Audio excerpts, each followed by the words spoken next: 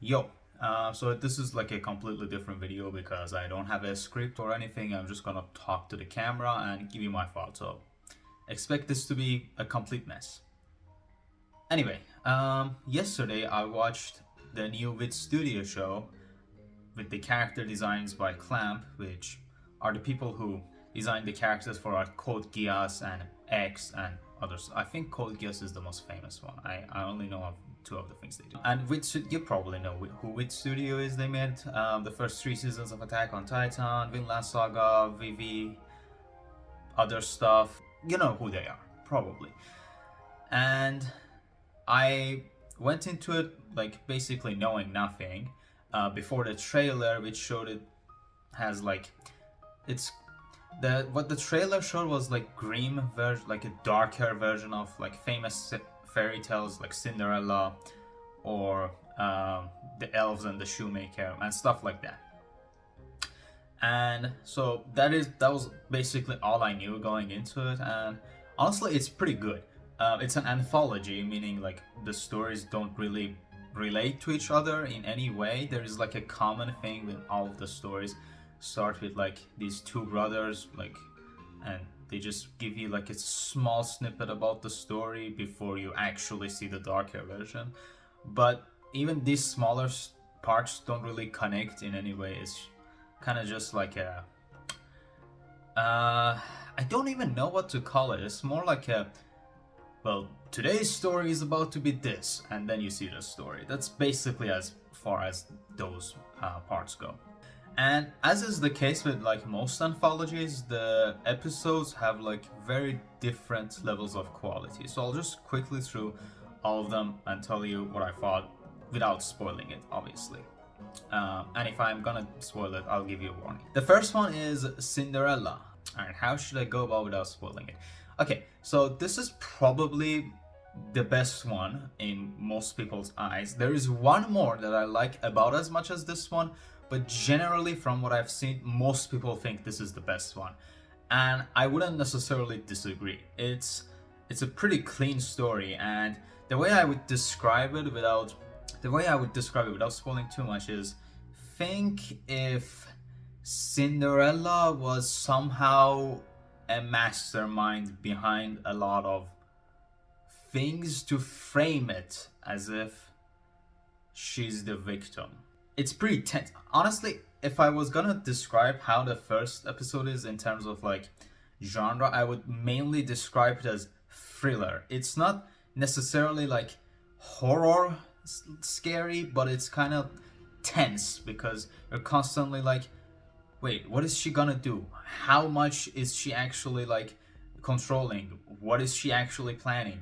It's pretty tense, and like the climax of it is pretty damn good. It kind of nails everything, and I would say it kind of has a similar appeal as something like Death Note, which I know I'm talking about a Cinderella parody. Is that what you call it? I don't know. Would it be a parody if it's not making fun of it and it's just changing it to a different thing?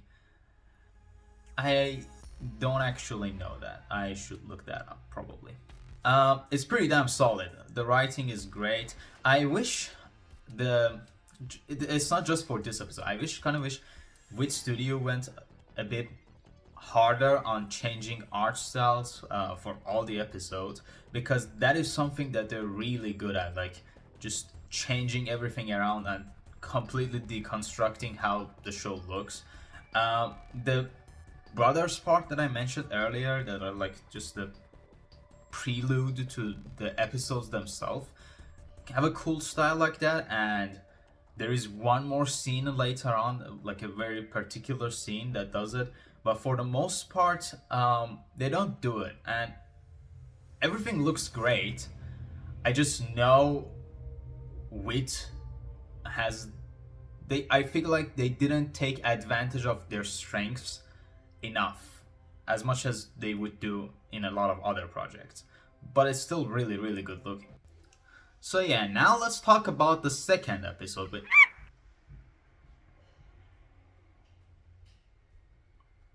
okay. Let's talk about the second episode.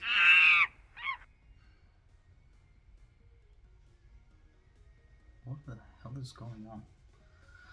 Okay, let's talk about the second episode, which...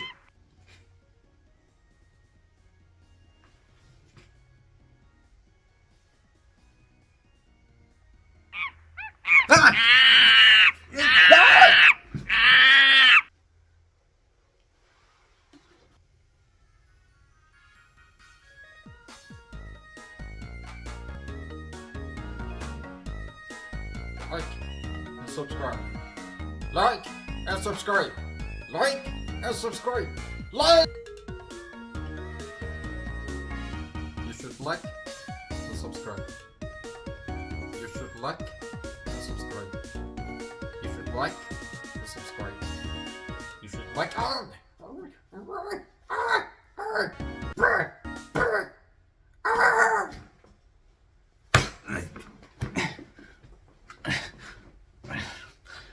Alright, okay. What the hell was that? Episode 2 is Little Riding Hood. Sorry, what the hell was it called? Red Little Riding. How did I forget the name of? Give me a second. Yeah, my apologies for forgetting Red Little Riding Hood. I don't know how that happened. Let's ignore it. The episode itself is, let's say, about a lot more closer to the type of horror you would expect from like slasher movies, but it's not a slasher. I'm just saying it's pretty brutal. It's probably the most like just gory and like bloody episode that this anthology has.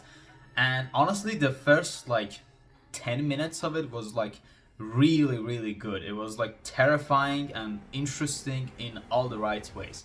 And I feel like after that it just kind of lost its steam. Not because it didn't go anywhere, but mostly because the first 10 minutes kind of nailed the idea that the episode was going for, and everything after that just felt lackluster in comparison. Like it felt like those 10 minutes had more impact and more weight than everything else that came after it. So even though the rest of it wasn't bad in comparison to how it started, it felt kind of underwhelming. But it was pretty fine. It wasn't a bad episode by any means. Episode 3 was about Hansel and Gretel, the two kids that go find a chocolate house in the middle of nowhere. And honestly, this was probably my least favorite out of the ones. It's hard to explain why, because the things that I didn't like about it are all the things that would be spoilers. But what I will give you is that the premise is kind of like, we have the promised Neverland at home. It's about these like kids that live in an orphanage and they can't leave. But one time the parents let the two main characters leave as a punishment, where they find a house in a forest, and a witch is like, have you noticed anything weird about the house you live in? And it just kind of roll balls from there. As you could probably guess, it is kind of like a mystery. The thing that I didn't like about it was all the reveals to the mysteries, where I thought I won't say what it is, but I thought all the answers were either pretty forced or pretty cliche. Nothing about it like grasped me, and I didn't find the answer satisfying. Let's just say that. Like, they made sense, but I was like, really? I've seen this exact thing like probably 50 other times in other things. But if you ignore that, it's pretty solid. I hate to say it, like, this one was pretty generic to me. If the ending didn't exist, even though it was, the premise is the promised Neverland, we have the promised Neverland at home, it could have been still interesting. I do adore the promised Neverland, and after they massacred it, I wouldn't mind something similar to it. But like, it just didn't answer the mysteries that good. Maybe it's because I'm like a massive mystery fan, and I really enjoy a good mystery, so the answers being disappointing really weakened it for me more than most other people. But I didn't really like it. It was probably my least favorite. And then we get to the fourth one. The fourth one, honestly, was a real standout just because I think it was the most different and the most unique one out of all of them, even though the supernatural element was really minimalistic. It was barely there. But what was there made for a really interesting character study. To explain what it's about, because I think this is the most interesting one, and it's the one I like just as much as the first one.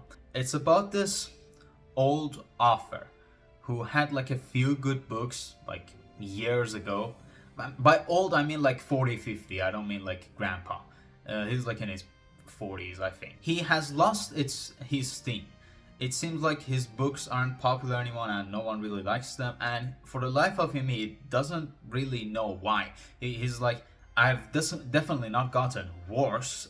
If anything, my writing has gotten better, so I don't understand what they don't like about my work.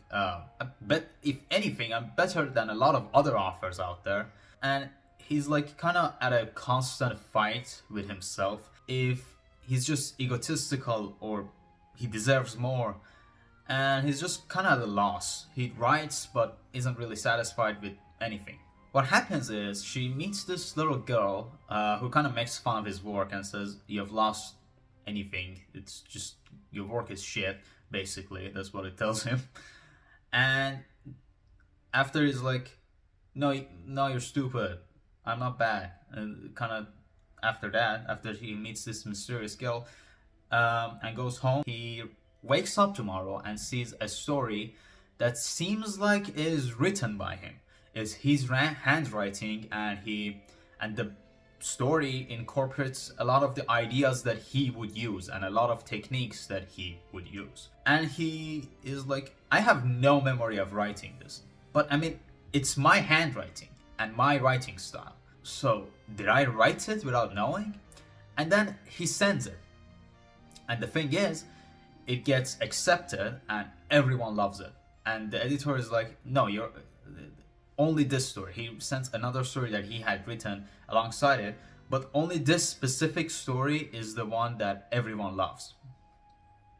Now the catch is, he has no goddamn idea what makes this story good. And the entire rest of the episode kind of roll balls from there, where this book that appeared out of nowhere and it's with his style has appeared and everyone is praising it, and he cannot figure out what is so good about it that he can't replicate. And I think for anyone who has ever tried to be like creative, this episode is the most terrifying one.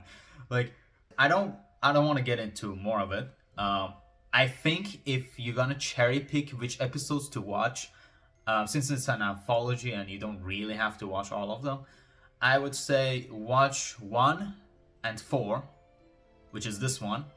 I'll tell you about the rest. But 1 and 4, the first one and this one are the ones that I think you should definitely watch. Now the fifth one. The fifth one is pretty simple. It's kind of like an action flick of a group of misfits in a like cyberpunky western setting, and it's pretty cool. It's a pretty simple story about just these misfits fighting like one group of criminals, and it's good.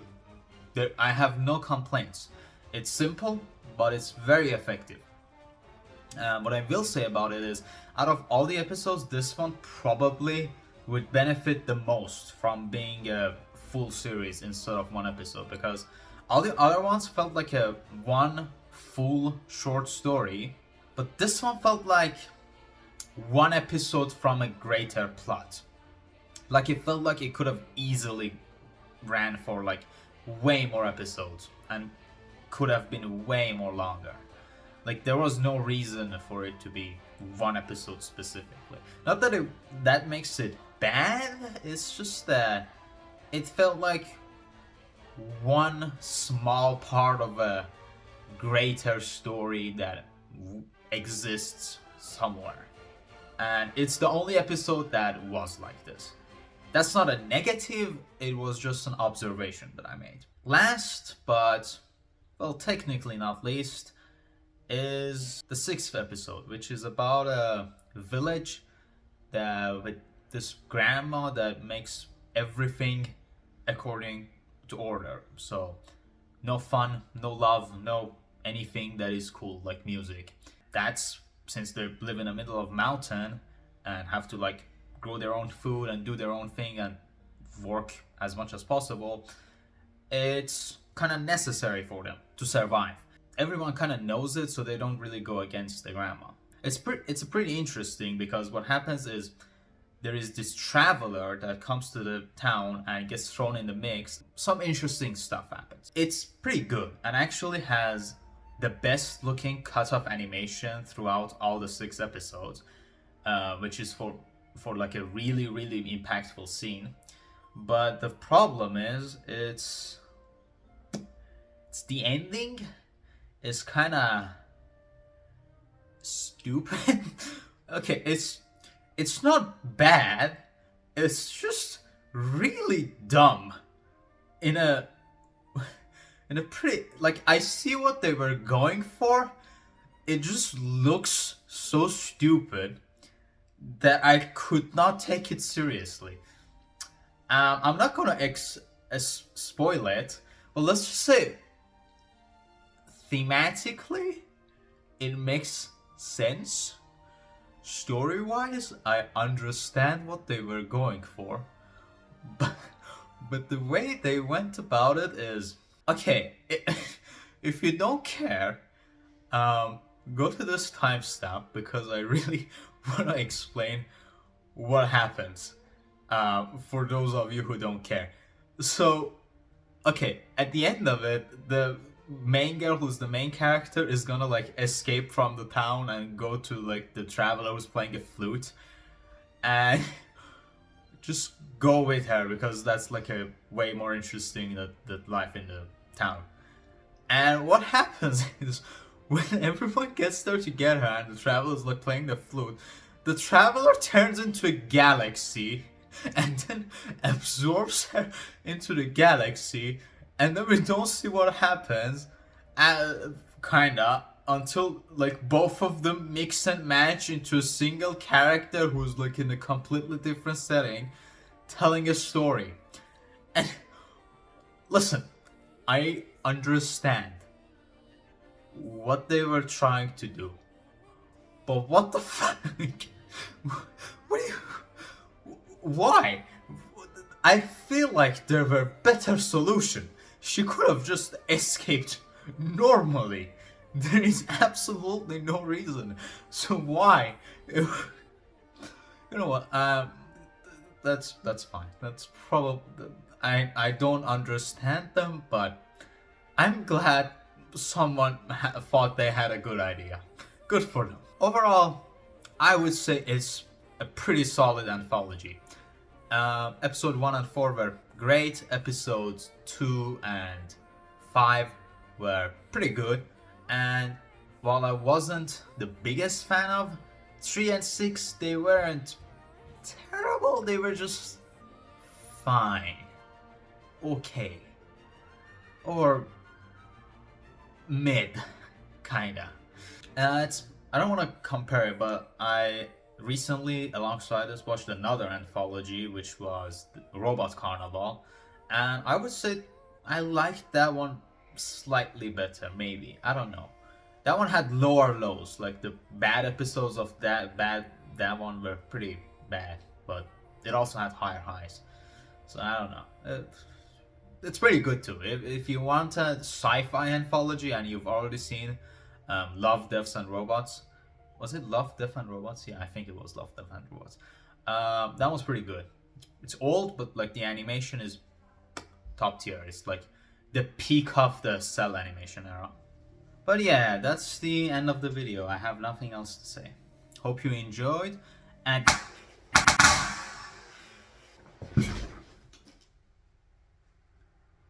My channel now.